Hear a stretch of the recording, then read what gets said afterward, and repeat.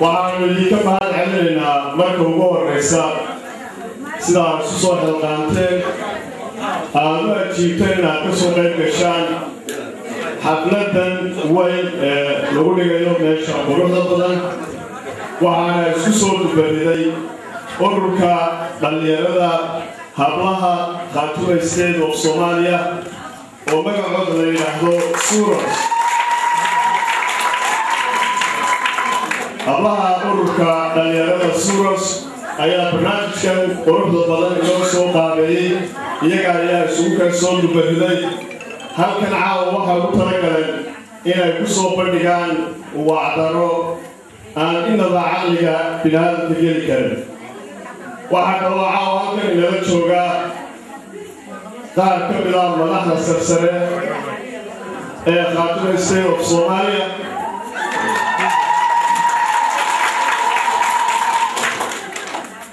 واحد الله يقول يلتشوغا دخلاتير واوي وطيرة واحد يلتشوغا علماء الدين عاوة ومظاهرين وعلى حفلة طبعا إذن هذا يا أوركا هبلها سوروس وكسو جدا خاتون ستيت أوف سوماليا دمانتي عاوة برنامجو قاب آد قرح بضاوي ويسعودونا waxaan marka ugu horeysaa microphone-kan ku soo dhaweynaya inuu la yiraahdo kelmado inagaga beegan xafladan quruxda badan ee Soros ay noo soo dabaqaamiyeen waxaan leeyahay aadanka hawada islaam baynu nahay waxa weeyaan marka islaamku ay meel isugu yimaadaan waxa weeyaan waa faral weeyaan oo sunne inay ismaaliyaan oo wanaaga isugu dardarmaan marka waxaan jeclaan lahaa dadka muslimiinta ay meesha isugu yimi alla ku wacdiyo in ilaahay laga boqo wixii khayr la isbaro وعصر الإنسان لفي خسر إلا الذين آمنوا وعملوا الصالحات وتواصوا بالحق وتواصوا بالصبر. طبعاً أنت مركب هو رئيسا وعن شعاري إن عن أسر جديو مهمنا لما نتكلم سويني مروي ومدريال متشرفة إنها جيتل دقاتيتا إنها قوات دولة الإنجلترا وضيعشة دليلة iyo marka kale runtii meesha isugu timi sida ay looga jiibeen in waqti gaaban gudahood ay loo yimaadaan siduu inoo sheegay Ismaaciil xafladan oo runtii waxyaabo fara badan loogu talagalay oo ay ka mid tahay soo dhaweynka number one wasiir ku-xigeenka arrimaha bulshada Khartoum State of Somalia Asiya Faarax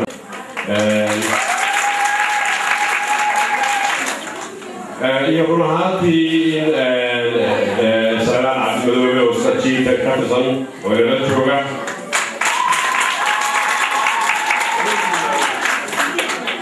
سعيد والصبي قلة عمل دكتور شهادة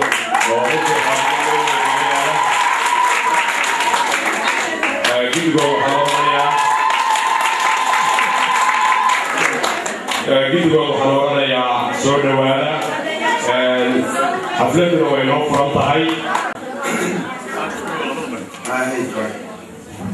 marka ugu horeysa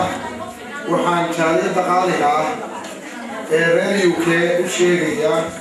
halkan uga tacsiirinaya geeridii maxlinta lahayd ku timi waa Cabdi Faarax Mahad wasiir ku-xigeenka khayraadka badda iyo dabiiciga Khartoum State of Somalia taasoo lagu dilay wada murugaysanay halka kan caawa aan ka filaynay inuu warbixin fiican inaga siiyo dowladeena qaaliga ah ee Khartoum State of Somalia waxa uu ka cudurdaartay arrinta awgeed tacsida awgeed inuu caawa halka inoogu iman karin oo uusan inaga sii karin warbixintii aynu ka sugaynay sidaa inaad raalli runtii kaga ahaataan daawa cudurdaar waxaa runtii sharaf weyn oo ah haddaynu nahay jaaliyada Khartoum State of UK London oo dhan UK oo dhan hadda dad matala runtii ay ka joogaan waxaa sharaf weyn inuu caawa inaynu halkan ku soo dhaweyno wasiir ku-xigeenkeena qaaliga ah ee nooga timi ilaa Jarmalka runtii inagana mudan inaynu sidan iyo si ka weynba ku soo dhaweyno. waxaan leeyahay anigoo ku hadlaya magaca jaaliyadda Khaatumo State of Somalia ee UK waxaan leenahay soo dhawow aad iyo aad baan ku qiimeynaynaa sharaf weyn baad naga mudan tahay farxad bayna noo tahay runtii inaan maanta golaha wasiirada iyo golaha dowladda Khaatumo inay nagu soo booqdaan safarkii ugu horreeyay aan hayno adigu aad qofkii ugu horreeyay runtii noo yimaada waan ku soo dhaweynaynaa gacmo furan baan kugu soo dhaweynaynaa dadkaagii iyo shacabkaagii iyo jaaliyadaada ayaad u timi insha allah waxaanu ka jeclaan lahayn iyadoo muddo inta ka badan adigu haysta ama qaybaha iyo magaalooyinka UK ay ka kooban tahay inaanu gudbeyno ku soo marino si aad jaaliyadda oo dhan ugu waranto meel kasta ha joogeen tirsanno ummadahan inaan la simeen runtii maanta Khaatumo State of Somalia dowladeeda iyo dalkeeda markii hore la qabanqaabinayay shirkii weynaa ee taariikhda ku qabanay ku tashanay qabanqaabadiisii markii dowladda la dhisay maamulka la dhisay markii wixii dhaqaalaha ama tabantaaba ama talaa ama dad ay diraan oo ku tabarucaan oo dad ka mid oo taga oo raggii tagay runtii ee nabadgelay cabdaan uu ka mid yahay halka caawa ka joogo iyo iimaanka raggii markii dowladda shirka ka qayb galay inay runtii talaaba mugle ka qaateen hawlihii Khaatumo iyagoo inaga nabadgelaya waxaa kaloo jaaliyaddu runtii ay had iyo goor u taagan tahay dalka gudaha inay ku turjunto mudaharaad iyo shirar iyo hay'adaha caalamka ee UK ku salkoodu yahay inay la xidhiidho oo gudbiso dareenka dadkeena saddex mudaharaad ayaa saddexdii sano u dambeeyay ayay dhigtay waxaan filayaa jaaliyadaha kale adduunka oo intaas oo mudaharaad oo shucuurteena iyo rabitaankeena dowladda aynu martida u nahay ama aynu dadkeena kaba midnahay inta badan ee dhalasho dadku inta badan haysto oo ay ka mid yihiin dadka UK runtii waajibkii inaga saaraa inaan ka gudan haddana ka gudan doono waxay jaaliyaddu ka qayb gashaa meel kasta oo Soomaali ay shir ku leedahay ee UK haddii ay tahay jaaliyadaha kale Soomaaliyeed hadday tahay gabdhihii iyo wiilashii sida wanaagsan nagala soo shaqeeyay xirfadan quruxda badan aan ku casuumay wasiir ku-xigeenkeena arrimaha bulshada Aasiya Faarax Xasan oo inooga timid waddanka Jarmalka. halkan caawa waxaan rabaa inaan ka salaamo fursaddeeda kaga faa'iidaysto martida sharafta badan ee inoo timid ee meelo fogfog inooga timid oo aad iyo aad reer Khaatumo meel qaaliya uga qoran waa sida kaalinta caafimaadka oo tira shahaado aan u malaynayo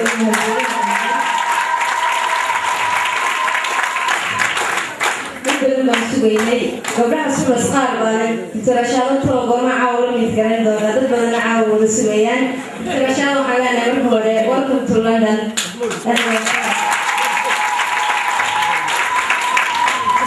marka labaad anigoo salaamaya guddiga G10 ama madaxda Khaatumo aasaaskii G6 caawa waxaan u malaynayaa waxay nagala joogaa Salaam Cabdi Madoobe oo halyeeyay dhammaantoodba martida ay naga joogtay sharafta le caawa inoo timid anakoo ku hadlayna afka ururka gabdhaha suras waxaan leenahay welcome iyo dhammaan jaaliyadda Khaatumo State ee UK London. sidoo kale waxaan rabaa in caawa halkan tacsi tiiraaniya looga diro wasiir ku-xigeenkeena arrimaha khayraadka Cabdi Shube oo labadiisii ku geeriyootay axadii iswiig ilaahu naxariistay magaalada London waxaan leenahay dhammaanteen ilaahay sabiil iimaan naga siiyo. haddaan intaan loo gudbo mahadnaqa iyo tacsida iyo salaamaha waxaan rabaa inaan u gudbo aasaaska ururka suras horta xirfadan aan ku casuunay wasiiradda arrimaha bulshada maadaama ay tahay arrimaha bulshada suras waxay taagan tahay way qabanaysaa suras qudheedu waa arrimaha bulshada. suras waxaa la aasaasay 18 February yeerkan ku jiray 2012 suras waxaa loo soo gaabiyay Somali Unit Relief of Service SURAS maaha urur hore loo jiray gobolada SC ama dibadiisa SURAS wuxuu jiraa hadda muddo 3 bilooda 8 bishan lagu buuxdaa dilaaymo ururka waxaan u aasaasnay arrimaha bulshada sida caafimaadka waxbarashada iyo waxyaalihii hoose loo baahnaa madaxda iyo waqtiga la jooga odayaasha hooyinka iyo ururkiinan qaatamo ee deegaankiisu yahay UK gaar ahaan London International dhammaantiin way salaameen anigu waxaan la joogay dhowr casho ayaan la joogay waxaan mooyaa wixii siyaasad iyo arrimaha iyo waxa dad baale oo hawsha waa la kala leeyahay siyaasiyiin baa idin joogto idin martiya وزيرو يجيك يوريكونا أولا سياسة واحد يا أبويا سيالو كامية أنا واحد هاي البحر حمام كيا في الصناعي مركز يجيبوا كذا بيسنا سنبي يوجد بي لا يوم يسياش في تفرع محجوي ممكن يبقى يسوي أولا حمام كيا ما كنا جري أنا مركز حمام كيا سلفي وما يسينا كور فيو sidoo yahay sektorkeena caafimaadku dhulkeena waxa weeyaan caafimaadka dhulka ka jira Soomaaliya waxa wax ku socda waxay ahayd international community wax laga helo ayay waxa wax ku socda oo international community kana waxa jiray markii Soomaaliya la kala qaybiyay North East North West iyo waxa jiray South Central oo koonfurta innagu markaa waxaynu ahayd oo ku tirsanay North West bay ku tirsanay taasida dulka ku doorsanay markaa taasideedu hargeysay tiileena taas waxay keentay inaan waxba inaga soo gaarin oo taasideena ay markay hargeysa taalo ay noqoto nin baahan wax lagu dhiibay inaan markaa waxba inaga soo gaarin wixii adduunka laga tiibsanayay Soomaalida lagu caawinayay waxba inaga soo gaarin bay noqotay markii dambe Puntland la sameeyay waxay noqotay weli taasidaadii iyo wixii aad lahayd halkii bay jiraan international community waxa ku lahayd Puntland maamulka iyo waxa la isugu yimid waxa gaarimo oo Puntland waxay jireen waxay international community laga soo bariyay hargeysa markaa jireen cid u dadaashay oo raadisay in waxay la helo haday tahay ama dadka qaatay oo gashay maamulada kaga jiray haday tahay maamulkii cid raadisay ma ay jirin oo isku horshay ma ay jirin markaa waxay sidoo wax maqraayeen taas waxay keentay dadkii kale inay cusbitaal samaystaan inay jaamacad samaystaan inay iskuul samaystaan in biyo la sameeyo wax walba dadkii kale inay helaan waxa lagu helay sameeyay ma ahay waxay dadku tacab ay la soo baxeen ma ahay waxay ahayd wixii caalamka laga bariyay wixii caalamka laga bariyay inuu saasay uga qaaday marka waxay dhulkeedii wax caafimaad oo ka jira ma ay jiraan هذا نتي لسنية ما ممكن أقولي لسنية رجال يهودي المجري وبرشلة يعني في واحد قبصة وصاصي مجري يهود كلمة المجري رجال المجري ولي أود على هذا يسكت علينا إن شاء الله ويوصلنا بوه ده وكلام كان سني تبكي تتعيش غيري وحكك حي قروا حي قروا كذا مش عص رب رصوا عليه ومركز دجال بتشرب كروس على الرسا دولة واحدة بتسعد كلا واحدة بحيان ويحان كل شغلين يوحي من كمية الله عن كذا رب كروس ويبغى عندنا عين الحالة المرة يدك ينشغل مو هذي لما اللي ينشغل يسمى يوحي كنت حيستي ماشي هذا قروا ويرجع حي جمهوري هذا ترى ورا عيد حياة وتجمهوري عسبتال كمان كل شغلين ولا يكره حاجة توصية وعسبتال لسن وغربيسن لكن يسمى الشيء اللي عشان يشغله وهي بس سحر البيت وانا قلبيسيه قيميه ولا بولي واحد سوليه وعمر كان ماضي سجن وما درينا انا جاي افراح كسورادي سجاي ابو شقيني انا افري يسجا مرجعي لو بحصدي ولو شقيني marka qof walba waa loo baahan yahay qof aan loo baahnay ma jirto caafimaad oo kaliya ma qof walba meel ku aadan yahay maamulka inta la sameeyay dadkii waa dadkii dhulkii aqoon ma jirto waxbarasho ma jirto dadkiina halkan la soo yeeyay haday aqoon tahay haday dhaqaale tahay dadka la soo yeeyay waa dad kaamin aad iyo aad ugu mahadsantihiin waxa ay dhulkii ka socdaan waxa ay ku socdaan ودتك كل يوحتل كود يوحتل كود ويوحد الصوت وحلو بعيا يقدر وحجرانيا وفي كستا وهراء إلى ماشي تيار وكشغيان ولما معهم بين مثل السبيعي عبايا يقدر أغني وشغيان أساس كيلو السبيعي وحيدت كين ماشي السبيعي بعيد البرن لكن حلو بعيا يقدر حفظي وشغيان أغنتي وإما هي إنه كذا شيء وحصل أكبر وقعدت بطوس عتيا لو بعيا marka intii la rafan lahaa waa aragnimo oo la soo saaro wax fiican leh qof waliba kaalintu kaga aaday inuu tago oo ku socdo waxaan ka aadaya digga maadaya waliba jaalidaha dibadda in arrimaha dibadda iyo kuwa gudaha marka la eego waxa aad u horeeya kuwa dibadda aad iyo aad kuwa dibadda horeeyaan gudaha abaabul badan baa looga baahan yahay gudaha hore badan baa loo baahan yahay waxqabad badan baa loo baahan yahay cid kasta loo baahan yahay السلام عليكم ورحمة الله وبركاته. كل اللي بريت يعرف الرياضيين تعلمون موضوع والسلام عليكم. كلام حنسلام يا وسيم بحجين كرمال بشرة مصر آسيا وعوض المرتين وعوض سلمان عبد الملوك تشيسيس رجي oo aragii ay maskaxdooda ka timi waxaan ay hadda ku damaashaadayno yaani maxaan ku raadayay farxadeeda ay markaa meel walba la joogno ragii ay maskaxdooda ka timi sabaan cadilada waa koo ka ragii ka mid ah waxaan kaloo salaamayaa guud ahaanba anigoo aan baydi kala qaadqaadayn reer qaato intiina hadda ay wax fadhida iyo inta laga yaabo inay meelaha iga aragto waan idoo salaamaya anigu arrinkaygu wuxuu isaga badnaan doonaa waan u malaynayaa waxaa مردود ليك اللي هذا هذا الشيء مالك مردود بشكل هذا المردود بيعمل وبناء سايا وكل يوم يقوم يعمل بحياة دوتين يصير يقوم وقضى لنا الله وقضى مقطع ويا وأنا هذا أقوم هذا غيا وما هذا هو إسكال اللي يعمل سبحان الله سبحانه وتعالى وحن كراسي أقوم هذا غيا ومر كسوان خصوصرونتي أيدير الله شو تكتب نعم كيسة يتوقع هاي أكمل كلا يا مساعد فرهانتي رجس وحنفلا يا وحكي ما تكون لازمينه إن أنا يشرين هدي أنا كقول أنا ذي وهو أنا كنت أوصل ما هدي أنا هاي هو شتري يوم أوصل ده ما فيله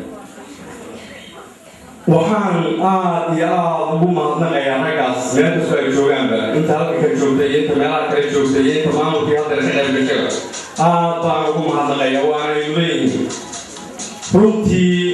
waxaa sababay in hawshaas ay noo suura gasho markaan isu soo cunduubo annaga oo ahayn waxa aan u soconnay niman ka daacada oo doonaya in ay waxqabsoomaan ama talo la helo dadka deegaanada ka soo jeeda tala ay leeyihiin in la helo baan isu raacsanay aad iyo aad baad umahadsantihiin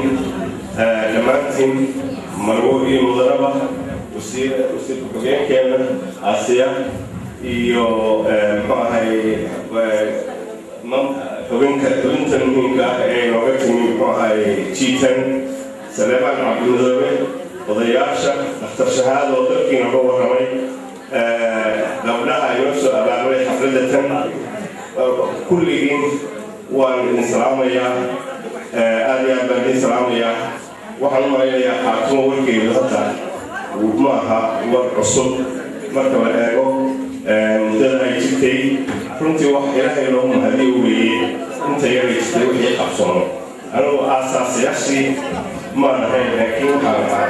xubin ka mid a dadkii gurbaha ka tegey oo ku faani kara inay wax ka soo sameeyeen qaabtoon arrintaas waxay ahayd arrin taariikhi ah oo aan halkan lagu qeexi karin wixii meeshaa ka dhacay mudday socotay saddex qolyahaygii looda ka tegey waxaa naloo qaybiyey saddex kooxood oo muxuu ahay ka dooda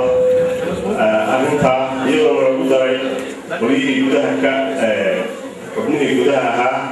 go-aankii ka soo baxay wuxuu noqday in qaarkima state halkan lagu aasaaso guushii ugu weyn halkaa inaga soo baxdo cid kastoo gacan ka geystana way mahadsan tahay dumarkaba ha u badnaadeen marka waxaan idinka warramayaa waxaa talaax ka dhacay wax taariikhiga ayay ahaayeen reerlandinka wasnaqaala waxooyaa isku cusbinayno waxaan u maleynayaa hargeynadatan lagu soo aasaasay khaatumo kuwii goboldhiga waxaa ka mid ahaa ururkii NSUM la sameeyey waxaa ka mid ahaa SSC intaba halkan baa laga maamulay markii dambena khaatumo ayay isugu geeshubatay marka had iyo goor London waxa weeyaan hooyada kacdoonka gobolada SSC waad mahadsantihiin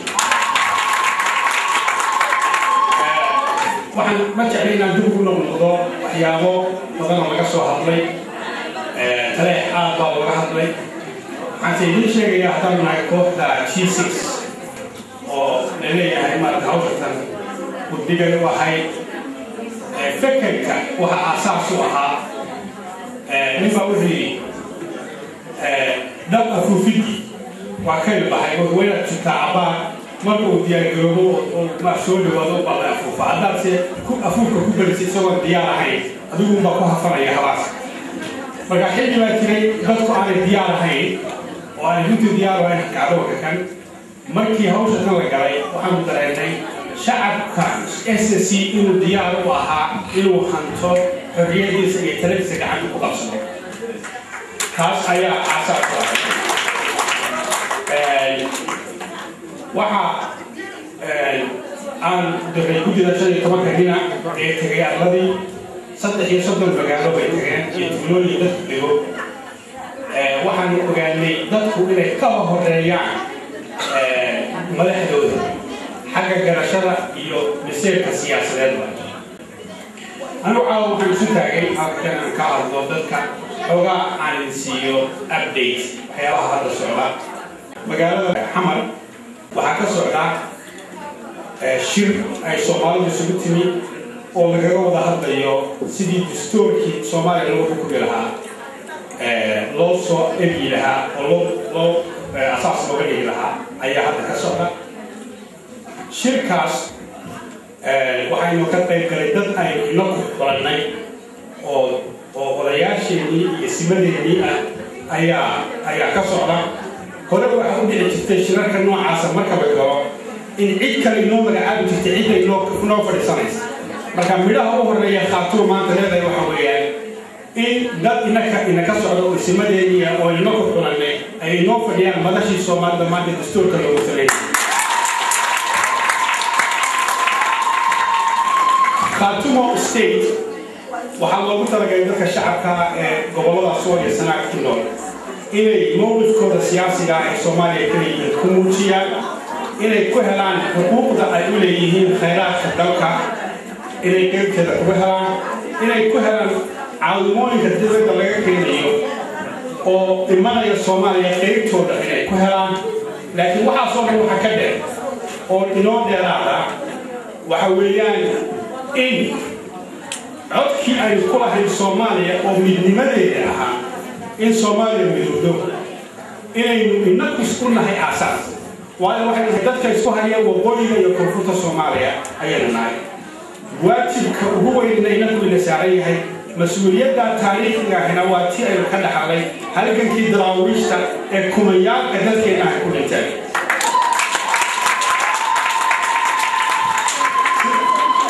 shirka taleex lagu maamulay ee khaatumo lagu soo aasaasay sida loo abaabulay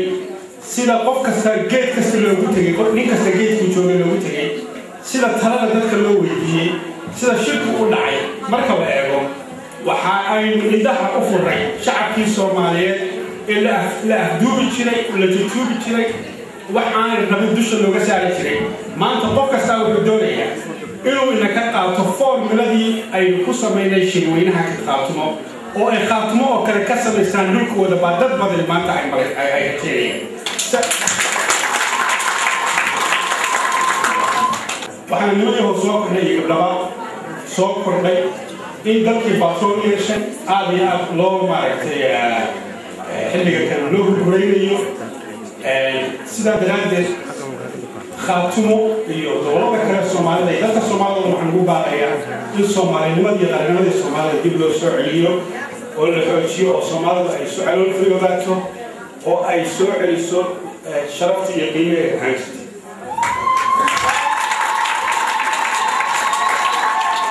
annagu haddaan khaatumo state nahay yaa wax noo ah yaa noo dhow yaa naga fog annagu waan istaagnay waxaanu nili gobolkaasaanu nahay dadkaasaanu nahay waxaanu xuduudahaasaanu leenahay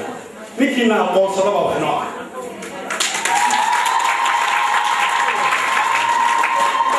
ninkii ama aqoonsan tolnoo maaha jaarna nala maaha kiina aqoonsada qaanu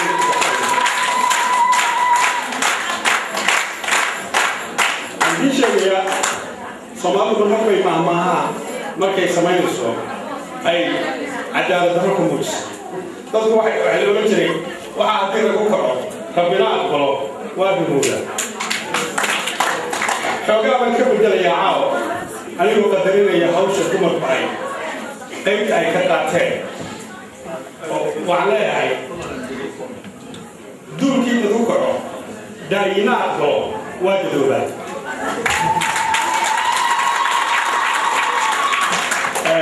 marka gabdhuhu lafdhabar bay ka yihiin halgan ka dhacay aad iyo aad baan ku soo dhaweynayaa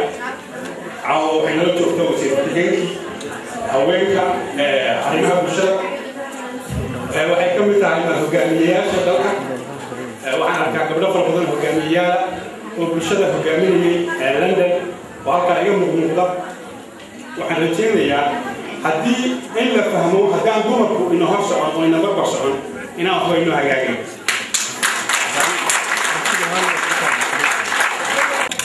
waxaan u yeedhayaa hablihii soo qabaqaabiyey xafladda quruxda badan waa ururka Suros waxaanay halkan ay ka bixin doonaan shahaadooyin ay ugu talagaleen dadar u arkeen inay u qalmaan mutaysteen in la siiyo bilad sharaf markaa waxaan u yeedhayaa hablaha ururka Suros iyagoo udbahooda inaga horumar قبل عاوة نقوى ururka hablaha Suros inaan shahaado sharaf guddoonsiino kolley dadku waa shahaado sharaf wada qalmaan laakiin yeerba kolley dad unbaa la xusi doonaa marka maadaama ay tahay wax qabadkaygii koowaad laanta UK ama bandhigaygii aan ku baraynay jaaliyadda UK iyo martida nooca martida waxaan jeclaysanay inaan shahaado sharaf guddoonsiino kaalmaha halka ku xusi doono kaalinta caafimaadka ayaan rabnaa inaan guddoonsino shahaado sharaf kaalinta caafimaadku waa lafdhabarta waxqabadkeedana waxaa ugu horeeya kaalimaha caafimaadka iyo waxbarashada maadaama ay sidaa tahay ayaan kaalinta caafimaadka oon dardartii u dambeysay ama colaadihii waddankeena ka socday aan ka dhex arkaynay ama ka dhex muuqday lafdhabarka doctor shahaado oo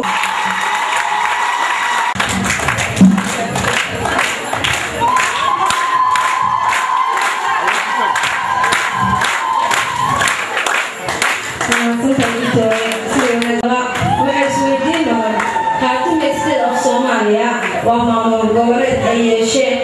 gobolada Sool Sanaag iyo Cayn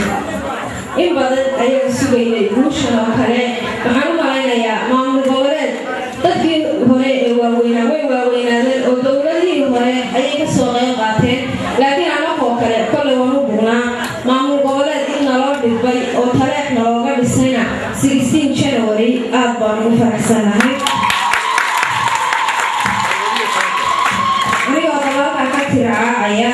ayaan magacan khaatumo waxaan ka mid ahayn hablihii goobjoogka ka ahaa meeshii lagu bixiyey mudanihii bixiyey magacan khaatumo ayaan caawa halkan idinga sheegayaa waa Baasha Cali Jaamac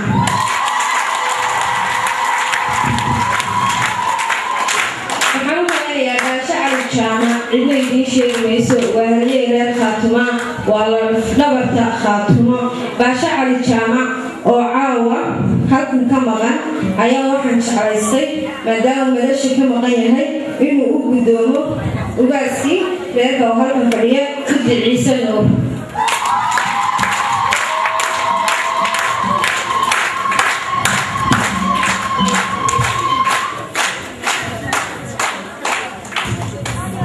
Maasanta ugaas. Ururkaygu waa hablo. Waxaan jeclahay kaalinta haweenka insha Allah inaan kor u soo qaadno maadaama haweenku la dhabarka yihiin maamulka Khaatumo. Haddaba halgamayaashii ama haweenkii u soo halgamayay haweenku waa soo wada halgameen laakiin waxaan jeclaystay caawa inaan soo xuso kaalin ka mid ah maadaama aan caawa inaga wada simi karayn insha Allah. halgankeeni koowaad ACC ama Khaatumo dhalay Khaatumo ACC bay dhashay dabcan ayaan rabaa inaan kaalintii haweenka ka xuso waa halyeeyada ama hooyada qaaliga Aamina Diiriye Boole. Aamina Diiriye Boole waxaan filayaa caawa indhahayguma qabanayaan waxaan rajaynayaa inaan caawa u guddoonto shahaado sharafka hooyo Luul Abeeyada Luul oo caawa nolosha fadhiya.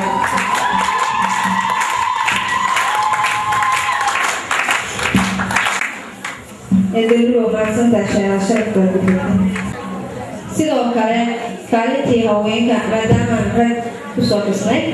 ayaa waxaan rabaa qofka labaadna haweenka labaad u yeedho Aamina Axmed Ismaaciil Mire oo iyaduna ka mid ah maamooyinka adeegooyinka u soo halgamay. haddaba qofkii ugu dambeeyey ayaan jeclay inaan halkan uga yeedho. sidaynu ognahayba halkan waxaynu ka dirsanay sanadkii la soo dhaafay bishii 8aad ilaa taariikhda xumeynay guddi loogu yeelay G15 hawlihii loo dirsaday ama nidaamkii loo diray dabcan way ka soo baxeen sida inoo muuqato oo maamulkan iyo gobolkan ay soo dhaliyeen. haddaba G15 ayaana shahaado sharaf guddoonsiinaynaa. shahaado sharaftan waxaa caawa u qaadaya Cabdil Maxamed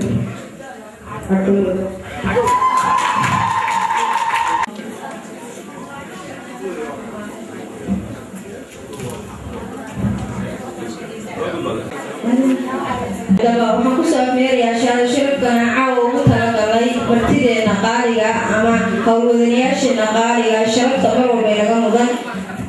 gudoomiyaha jaaliyadda UK Cabdilaahi Daarood. Cabdilaahi Daarood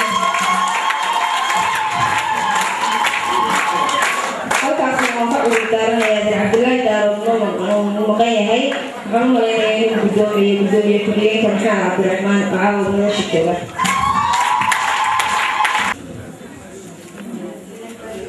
waxaan jecelahay inaan u yeedho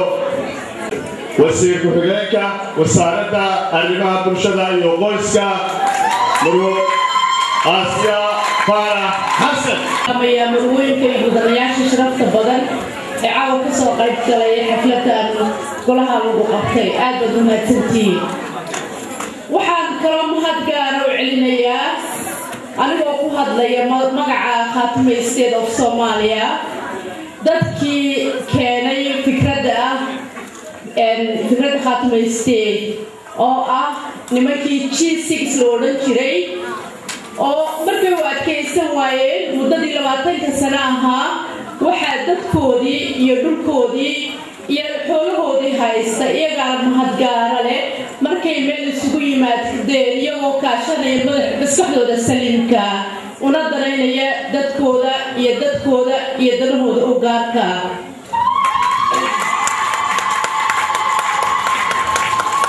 ilaahay baa mahad leh maanta waxaynu nahay maamul la yidhaahdo Khaatumo State of Somalia. maamulkaana waxaa loo sameeyey inaynu danaheena inoo gaarka aynu ku samaysano oo aynaan mar dambe sidaynu hore u ahaan jirnay siyaasadeena inoo gaarka aynaan cidna marta uga noqonin. anigu waxaan ka mid ahay dadkii taleex tegay. ilaahay baa mahad leh waa wax lagu farxo waan wax taariikhda gelaysa. sababtii aan u tegina waxay ahayd maaha dad gaar oo anigu aan leeyahay waxay ahayd wanaaga midnimada iyo isukeenka dadka ka soo jeeda sool sanaag iyo cayn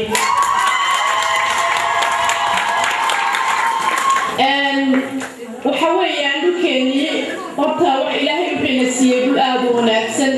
dad aad u wanaagsan ayaan meesha ugu tagnay oo u baahan in la hago doonaya dad fikrad ku soo biiriya iyagoo jaahwareerhayo markii aan meesha tagnay ilaahay baa mahadle ilaahay baa guulna siiyey in ummadeennii ay doonayeen wax jidka u banneeyo waayo waxay ka daaleen labadii maamul ee hareeraha ka jiqi jiray haddaba haddaynu nahay dadka ka soo jeeda gobolada maxaa inugu habboon inaynu samayno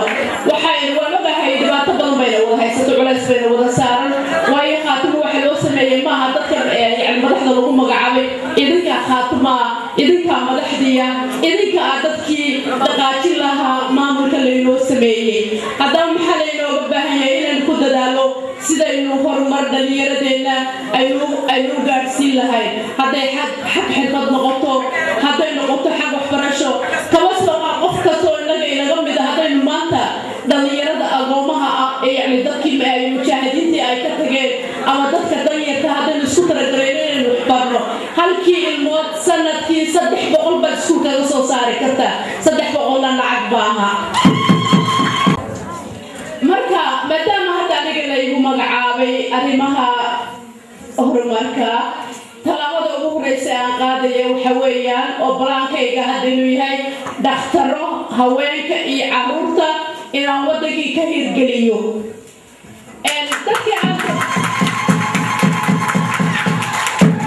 dadka aan doonayaa inay garab qabtaana waa qof kasta oo reer khaatimo ah waa dadka wax laga rabaa waa idinka 18 jirkiina ilaa 100 jirkiina adduunku waa laga tegayaa taariikhduna way hadhaa wax arsaaqad waa la helaa berrina waa la waayaa laakiin masaakiinta inaga dambaysa aynu gargaarno waxaan salaamayaa dhammaan madaxda sharafta leh ee joogta golaha kan aynu hadda isugu nimid hadalku runtii dee waa la laastay oo rag iga afkaarsan iga cilmi badan iga caqli badan baa iiga horreeyey waxaana layidhi wax lagu ceegoobana hadalba ugu badan wax laga caydoobana hadalba ugu badan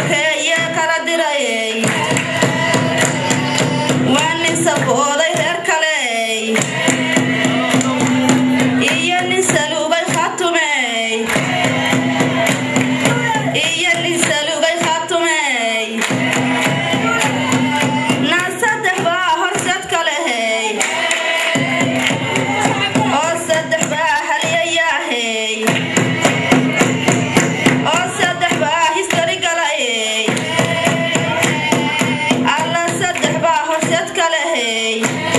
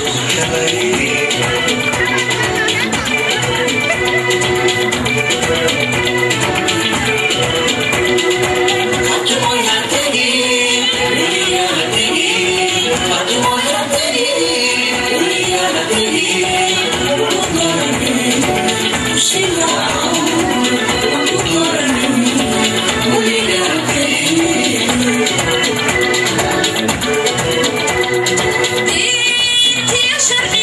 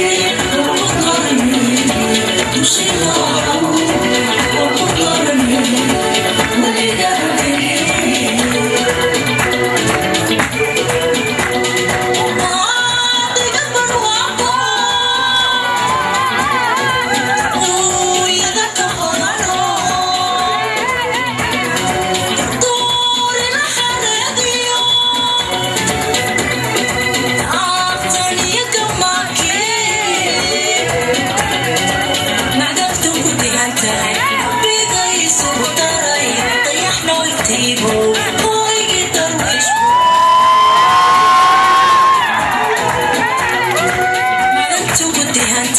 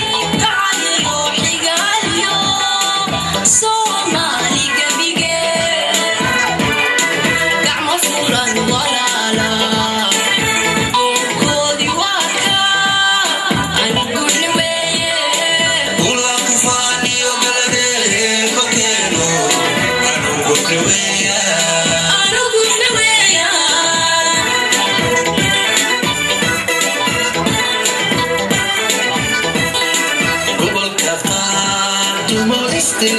يا روحي ولدي